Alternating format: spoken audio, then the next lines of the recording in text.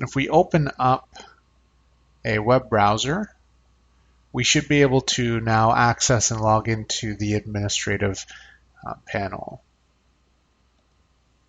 So localhost phpMyAdmin.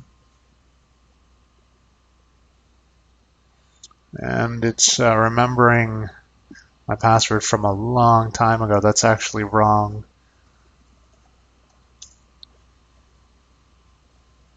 All right. Yes, let's update that password. So now that we're in here, you guys are probably used to using this. You know, if you've used servers in the past that use cPanel, cPanel uses phpMyAdmin as the MySQL management tool, I guess. So basically, you can create a new database here, call it MyDB, hit create. And then we can let's just create a users table and have 4 rows. Then let's name the rows ID, username, email, and password. That's going to be 255. So an integer limit is 255.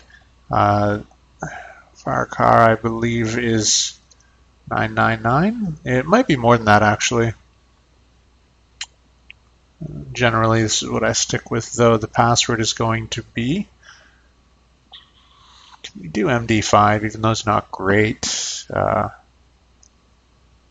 just go Varchar. We can probably change it later. AI means auto increment. And that basically means, let's say I add a user. I'm not going to specify an ID number. It's automatically going to assign to the number 1. And then the next user it creates is going to be assigned to the number 2, and so on and so forth. So we don't need to specify, ID numbers for each one. They will automatically be assigned. And I mean, this is straight run-of-the-mill phpMyAdmin stuff.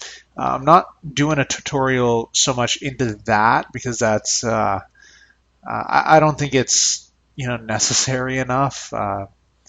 But I will give you guys a heads up on a few things. So you can browse tables through here. You can create a new table. In the table, you're automatically going to be put to this, and you just click over to structure to see the current columns, to add or delete columns. You can either use the SQL, and you can write your own, insert into users, and they even have these helpers down here for you.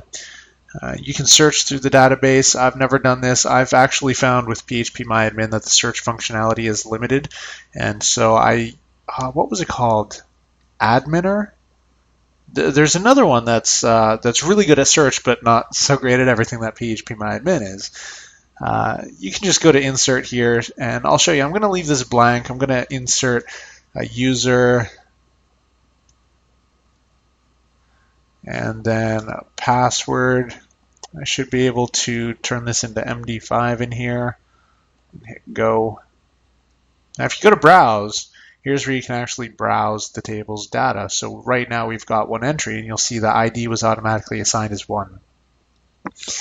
You can export your database. So if you're switching hosts or servers, let's say, you would need to export your database. You can just do this, hit go. It's going to download actually that just downloaded the table. If you go to the database and go to export, it's going to export the entire database as an SQL format or CSV, PDF. You got all these options here. And to import the database, you would just make sure you're on your database or table if you just wanted to insert a table, and then you just browse for the file, and it's pretty straightforward. You can drop the table, you can rename it, you can copy it. And it's pretty much just all standard stuff. So that's how to get set up with phpMyAdmin using an Apache web server on Ubuntu. Thanks for watching. I hope you guys enjoyed this video.